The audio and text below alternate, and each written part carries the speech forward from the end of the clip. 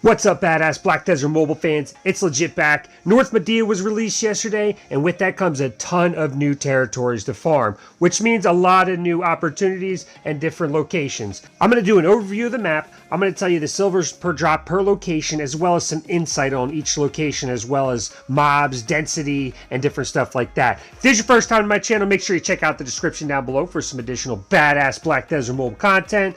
You won't be disappointed. With that being said, let's dive right in.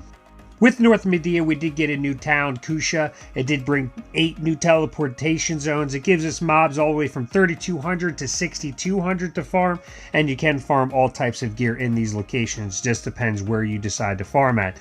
The first territory we're going to take a look at is Rumbling Lands. This is the very first territory you enter when you come into North Mediah. It does have the opportunity to drop your 2-slot and 1-slot orange main hand weapon gear, so the Laverto as well. The mobs do range from 3,400. It does say the CP requirement is 3,400. Does have the opportunity to drop those books and the events stuff, the cherry blossoms. As far as quests, the selective quest is kill 1,200 mobs for 135 contribution for 3 blackstones, and then the fragments that it drops are the broken golem fragments, which are worth 1,172 silver each. And if you notice, the weight there is a little bit higher than most of the other items at 2.19.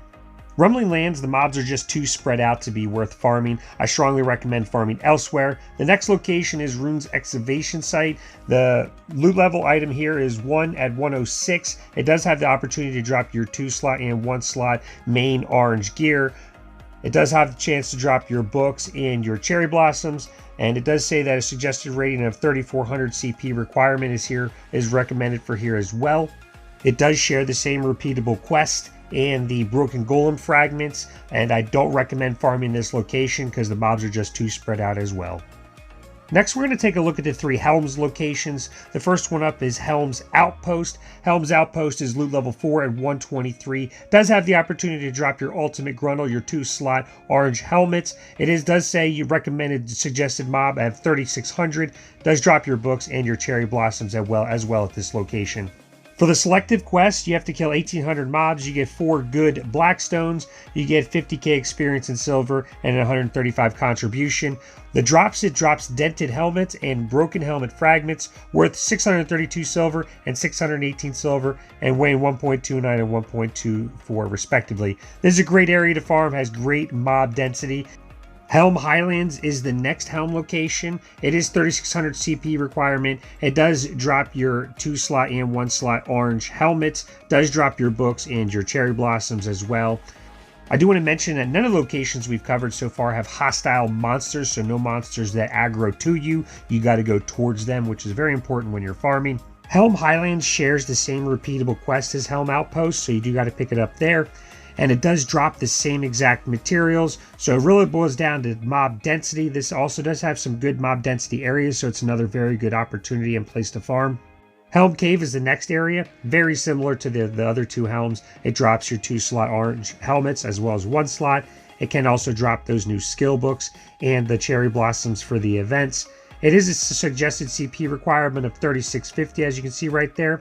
The repeatable quest can be picked up in Helm's Cave. It is the exact same rewards as the other 2. And this area does drop the exact same material as the other 2 as well, with the same values and same weight limits. I don't like Helm Cave as much as Highlands and Outpost. Mob density just isn't quite as good as those 2 locations. So if you're going to farm one of the Helm's locations, I suggest Outpost or Highlands. Up next is the Elric Locations, which is right in the middle. These do have a loot level of 5 and 131. They do drop your 2-slot and 1-slot orange gear. This is Canyon of Corruption. This is the first territory of the 3, so it is the one on the bottom there.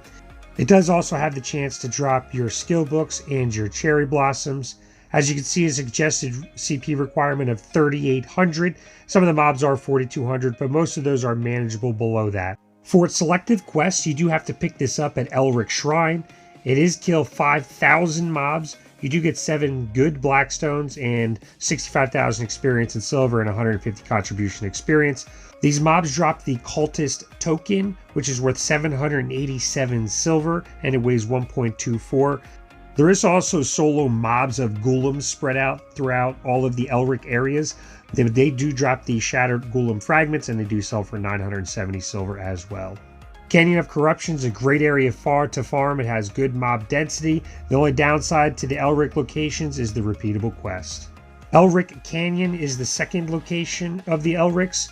It does have the opportunity to drop your 2-slot and 1-slot orange boots, as well as your yellow skill books and your cherry blossoms as well. It does have a suggested CP requirement of 3,800. It does also share the same repeatable quest as Elric Shrine. You got to pick it up there. And it does also drop the same tokens as well as the same Golem Fragments. As far as mob density, I do like this area. It does have really good mob density in some locations, and it is a very good location to farm. The only downside as well is that repeatable quest. The last of the 3 Elric locations is Elric Shrine. Does drop your same boots, 2-slot and 1-slot orange, same skill books and cherry blossoms. The suggested CP for this location is 3,800. Now, the Elrics do have hostile monster territory, so the monster comes to you. So that does start at Elric at the Canyon of Corruption, Elric Canyon, and then Elric Shrine. Elric Shrine shares the same repeatable quest as well as the same drops, the Cultist Tokens and the Shattered Golem Fragments. Elric Shrine is slightly smaller than the other two in my opinion. It's a little bit more boxier. The mobs are packed in there pretty nicely, so you can find some good mob density locations inside of Elric Shrine to make it worth farming. The Sausan locations can be found in the top right. The first location is the Sarma Outpost, and the one thing I want you guys to pay attention is the loot level actually drops for these locations.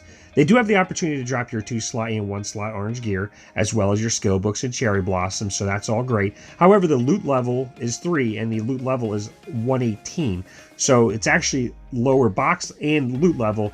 The suggested CP requirement is 4,200. Now, the catch with these locations is they have the opportunity to drop these Sausan pouches, which have silver and herbs and wild grass in them. So they do have the opportunity to drop those pouches, which can make it more valuable. I'll have to do some testing to find out, but that is probably the reason that the loot level is lower for those territories. The Sarma repeatable quest actually has to be picked up at the Sausan garrison at the farthest one. You do have to kill 5,000 mobs. You get 7 blackstone, 68,000 experience in silver, and 157 contribution experience. All these territories drop the exact same stuff as well, armor fragments and robe pieces. Armor fragments are valued at 707 silver, and the robe piece at 650 silver, and they weigh 1.24 and 1.15 respectively. This map is very similar to Omar Lava Fields. Most of the map is NPCs, like 85% of the map. There's only a small portion of the map that is actually for killing mobs. There is 3 violent mobs that spawn in this very limited location as well, so the very small spot that is farmable is a very good farming location. The second location is Sausan Outpost. It does have the opportunity to drop your 2-slot and 1-slot orange offhand gear, as well as the same skill books and the cherry blossoms. Suggested CP requirement is 4,200. All of the Sausans do have hostile monsters as well, so they come to you. You don't have to go to them. It does share the same repeatable quest as the Sausan garrison. You do have to pick it up there. You can't pick it up here. The loot level is 3 and at 118 as well, and it does have the opportunity to drop those Sausan pouches. The mobs here do also drop the armor fragments and the robe piece as well with the same values.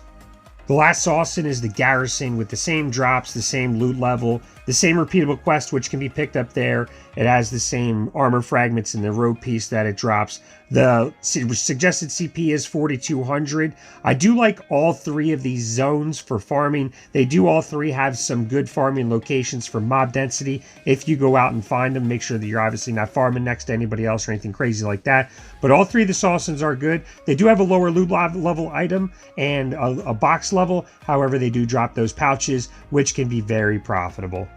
The last 3 locations we're going to cover is the Shultz location, Shultz Short Camp. They do have the opportunity to drop your armor, your chest pieces, the opportunity to drop your red, your 2-slot orange, your 1-slot orange. It does have the opportunity to drop your skill books and your Wild Bloom, Wild Blossom for the event. The suggested CP is 4,800. It is a hostile territory. The repeatable quest for this territory is kill 5,000 mobs. Now, for the side story, I came in here and I had the quest to kill 100 mobs, and that took me about 15 minutes. So they couldn't kill me, but it took forever. So I dropped it. For the last territory, the Shultz Coastal Fort, it does also offer the opportunity to drop the red helmet. It doesn't drop any other orange helmets, just the red helmet and then orange 2 slot gear or the Shultz armor, as you can see there. Suggested CP is 5,400. I didn't even try it. It is a hostile territory. These 3 territories do also have the opportunity to drop the Royal ID tags, which is worth 790 silver and only weighs 1.19. That's everything for the North Mediah guide to help you guys out as far as silver. So I do like the 3 areas in the middle, all the Elrics. I do like the Sausans, and then I do like the Helm Outpost and Highlands. Not a fan of Helm Cave. I'm also not a fan of the 2 areas at the bottom, the rumbling areas where they drop your main hand weapon. I hope that helps you guys out. I will make a more in-depth farming guide on North Mediah. If you've enjoyed this video, make sure you hit the like button. If you're new to my channel, make sure you subscribe. And with that being said, I will see you next time.